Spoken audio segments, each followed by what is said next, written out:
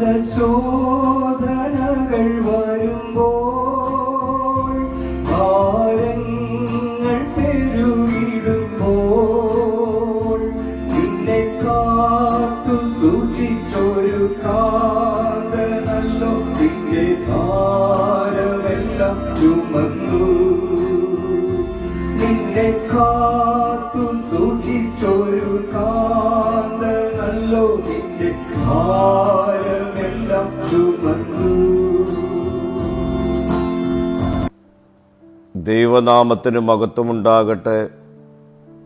ഇന്നത്തെ പ്രഭാത ധ്യാനത്തിനായി 49 സങ്കീർത്തനം 12 വാക്യം. എന്നാൽ മനുഷ്യൻ ബഹുമാനത്തിൽ നിലനിൽക്കുകയില്ല, അവൻ നശിച്ചു പോകുന്ന മൃഗങ്ങൾക്ക് തുല്യൻ. മനുഷ്യൻ വലിയ ബഹുമാനവും സ്ഥാനവും നേടുവാൻ പരിശ്രമിക്കുന്നു. എന്നാൽ മനുഷ്യൻ്റെ മഹത്വം സ്ഥിരമല്ല. ഇന്നലെ ബഹുമാനിക്കപ്പെട്ടയാൾ ഇന്ന് മറക്കപ്പെടാം. മനുഷ്യൻ്റെ ജീവിതം വളരെ ചെറുതും അനിശ്ചിതവുമാണ്. വചനം ഓർമ്മിപ്പിക്കുന്നു, മനുഷ്യൻ ദൈവിക ജ്ഞാനമില്ലാതെ ജീവിക്കുമ്പോൾ അവൻ നശിച്ചു പോകുന്ന മൃഗങ്ങളെപ്പോലെയായിത്തീരുന്നു. മൃഗങ്ങൾ ജീവിക്കുന്നത്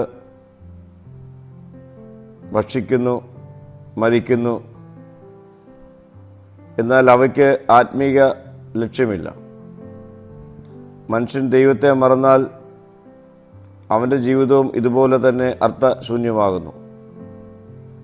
മനുഷ്യനെ മൃഗങ്ങളിൽ നിന്ന് വ്യത്യസ്തനാക്കുന്നത് ദൈവത്തെ അറിയുവാനും ആരാധിക്കുവാനും കഴിയുന്ന ശേഷിയാണ്. ഉൽപ്പത്തി 1:27 പറയുന്നത്, ദൈവം മനുഷ്യനെ തൻ്റെ സ്വരൂപത്തിൽ സൃഷ്ടിച്ചു എന്നാണ്. അതിനാൽ മനുഷ്യൻ്റെ മഹത്വം ദൈവത്തോടുള്ള ബന്ധത്തിലാണ്. സമ്പത്തോ സ്ഥാനമോ അല്ല, ദൈവഭക്തിയുള്ള ജീവിതമാണ് നിത്യമായത്.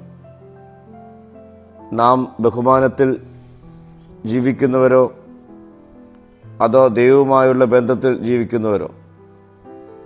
ലോകം നൽകുന്ന മഹത്വം താൽക്കാലികവും ദൈവം നൽകുന്ന മഹത്വവും നിത്യവുമാണ്.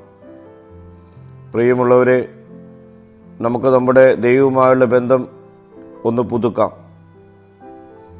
നമുക്ക് അഭിമാനത്തിലല്ല, ദൈവകൃപയിൽ നിലനിൽക്കാം. അപ്പോൾ നമ്മുടെ ജീവിതം നശിച്ചു പോകുന്ന മൃഗങ്ങളെപ്പോലെയാകാതെ നിത്യപ്രതീക്ഷയുള്ള ജീവിതത്തിൻ്റെ ഉടമകളായി തീരാം. പ്രാർത്ഥിക്കാം. കർത്താവേ, എൻ്റെ ജീവിതം വെറും ബഹുമാനത്തിനു വേണ്ടിയായി തീരാതെ ദൈവത്തോടുള്ള ബന്ധത്തിൽ വളരുവാൻ ഇടയാക്കണമേ. മഹത്വം നീ എടുക്കണം. യേശുവിൻ്റെ നാമത്തിൽ തന്നെ. ആമീൻ.